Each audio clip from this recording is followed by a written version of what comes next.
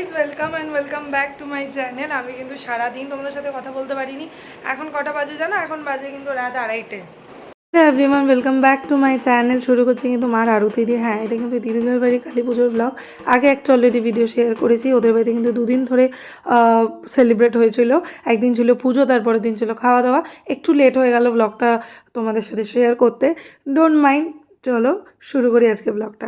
এখানে কিন্তু আমার বাড়ির লোক সেদিন এসেছিলো। এটা কিন্তু পুজোর দিন, দেখতেই পাচ্ছ পুচকিটাও এসেছিলো। ওকে কিন্তু আমি চকলেট খাওয়াতে ব্যস্ত ছিলাম। তো যাই হোক, সেদিন ভালোভাবে কেটে গেল। তো আরেকদিকে কিন্তু রুবাই চলে এসেছিলো অফিস থেকে, যেহেতু পুজোর ওখানে সবাই ছিল। তো কে চা করে দেবে, বেচারা অফিস থেকে এসে বলতেও পারছে না কাউকে। আরও কয়েকজন ছিল, আমার বাড়ির লোক ছিল, তারপর আমার শ্বশুরবাড়ি থেকে সবাই গেছিলো। তো তাদের মধ্যে যারা যারা চা খাবে তো আমি করে দিলাম। আমার উপোস ছিল। তো তারপর আমি চাটা করে দিয়ে কিন্তু আবার ওপরে গেলাম। অলমোস্ট কিন্তু তখন পুজো বাকি।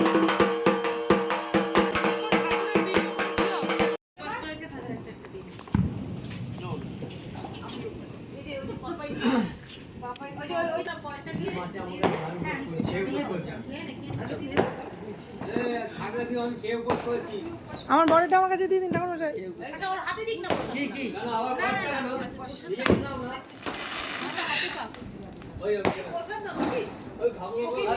মনে হচ্ছে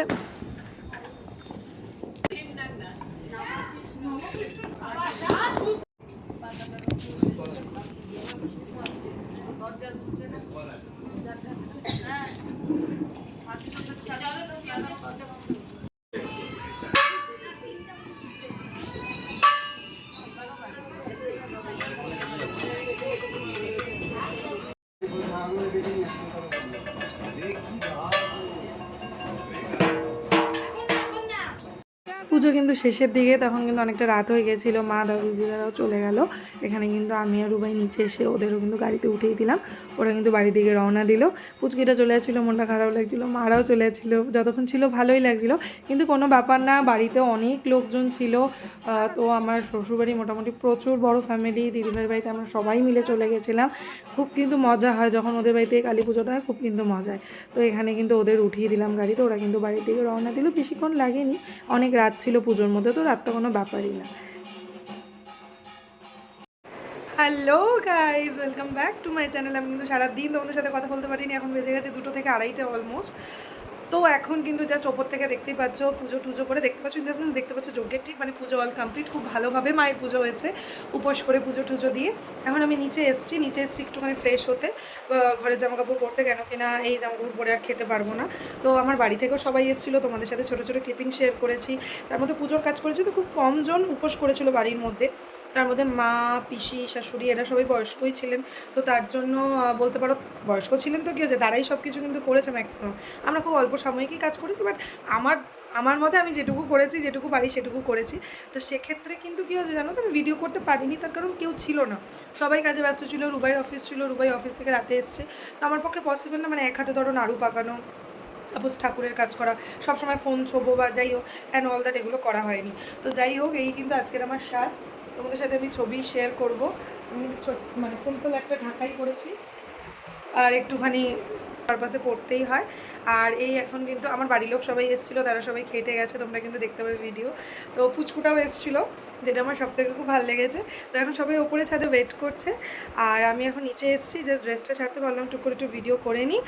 তো চলো দেখো, আমি কিন্তু আজকে নিজে নিজে মেকআপ করেছি। খুব খুব খুব তাড়াহুড়ো করেই মেকআপ টেকআপ করেছি।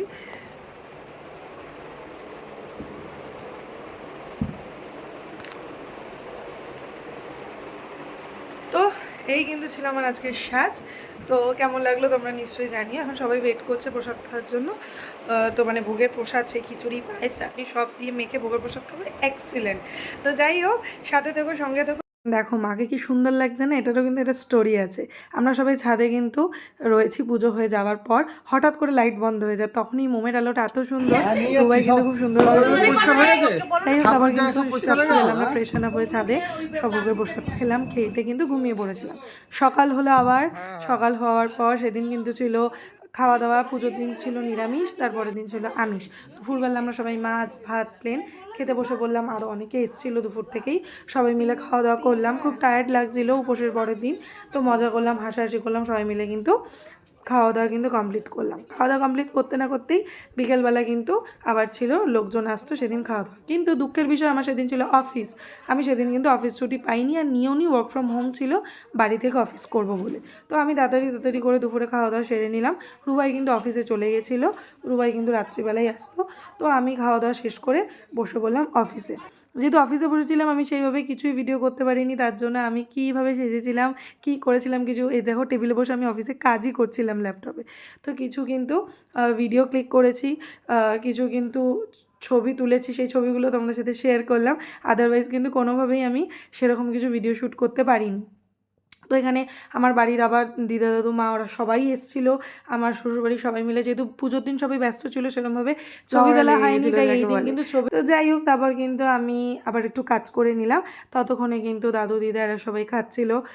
তো বাড়ির সবাই যারা একটু দূরে যাবে গিয়ে, আমরা তো ছিলামই বেশ কয়েকদিন, যারা একটু দূরে যাবে গিয়ে কিন্তু তারাও খেতে বসে পড়েছিল। তো রুবাই কিন্তু ওদের অ্যাজ ইউজুয়াল, আমি কিন্তু ওখানে ছিলাম না, রুবাই কিন্তু ওদের সাথে দাঁড়িয়েছিল। ওরা খাওয়া দাওয়ার পর ওরা কিন্তু আবার তাড়াতাড়ি করে আগের দিনের মতো কিন্তু বাড়ি চলে গেছিলো। তখন আমি নিচে নেমেছিলাম, আমি আর রুবাই কিন্তু দুজন ওদের সবাইকে গাড়িতে তুলে দিলাম।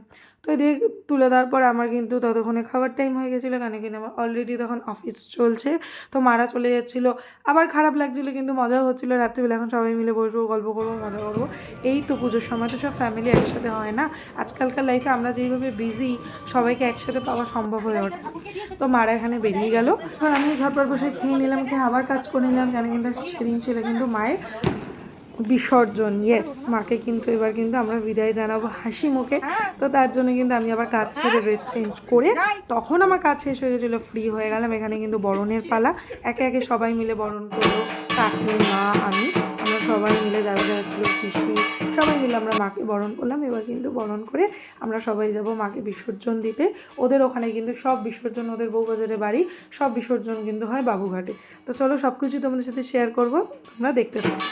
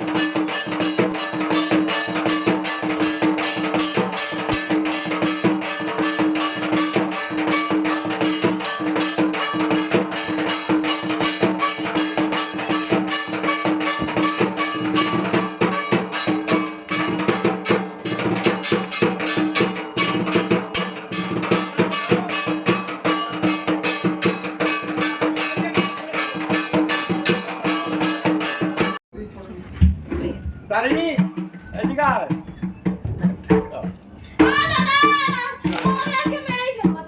কাকে এটা দেখেছিস? এটা কি?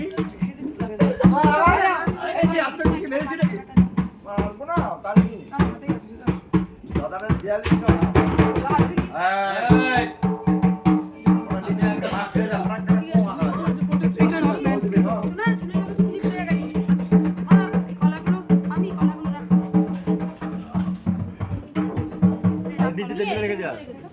এই ঠিকই বলেছে, সব মালা খুলে দিয়ে জিজু, একটা মালা বড় না দেখ, এখন না, এখন না, কিছু এখন করতে হবে না, কিছু মালা কমিয়ে নাও, নাহলে ওয়েট হয়ে যাবে প্রচুর। ওয়েট হবে। হ্যাঁ 20 কেজি বেরিয়ে যাবে, কমাই দাও। গাড়িতে তুলে দাও, তারপর লাগিয়ে দেবো, কোনো চাপ নেই, নাহলে পারবে না। কেন, আমি একটা ল্যান্ডস্কেপই করছি, চাপ নেবে না, একদম চাপ নেবে না।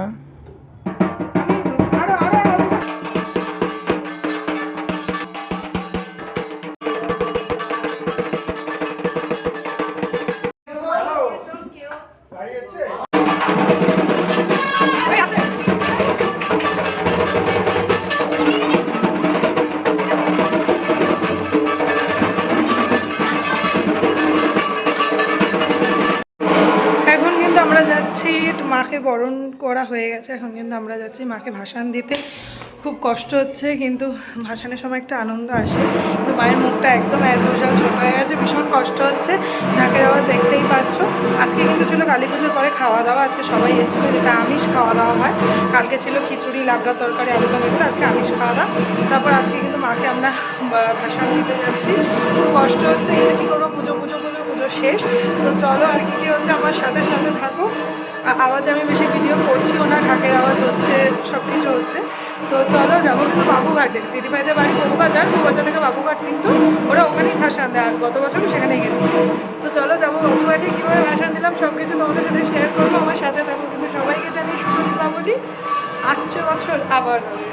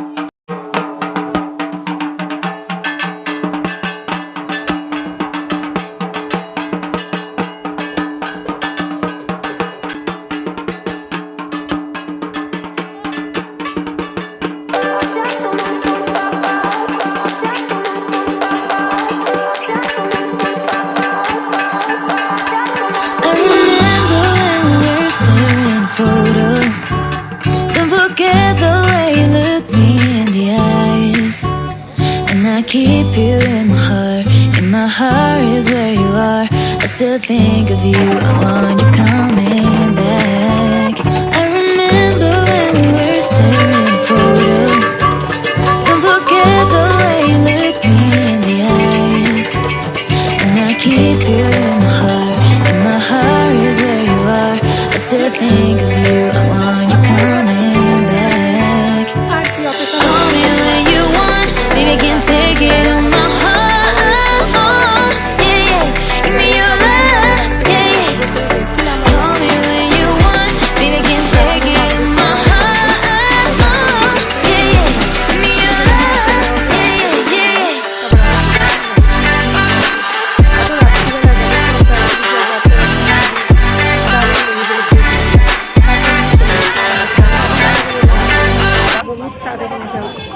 তো এখানে এই যে কত নাটক করে বানায়, আলটিমেটলি টেস্ট কিন্তু আমার খুব একটা মানে হেভি কিছু লাগেনি, যেরকম টেস্ট সেরকম।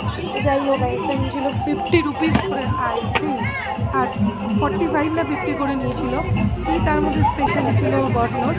তো তারপর ওখানে বাচ্চাগুলো ও আমার এই চাইনিজ চা খেলাম, সবাই মিলে এখানে মজা করছিলাম, চা খেলাম, হাসাহাসি আর কি।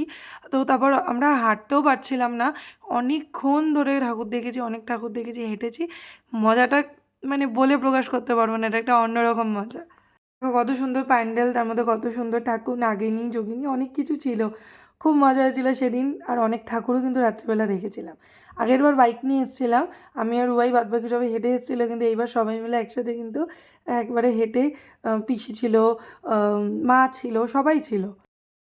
পুজোর কিন্তু ভাসান হয়ে যাওয়ার পর আমরা বাড়ির সবাই মিলে ঠাকুর দেখতে পেরেছি রাত্রিবেলা।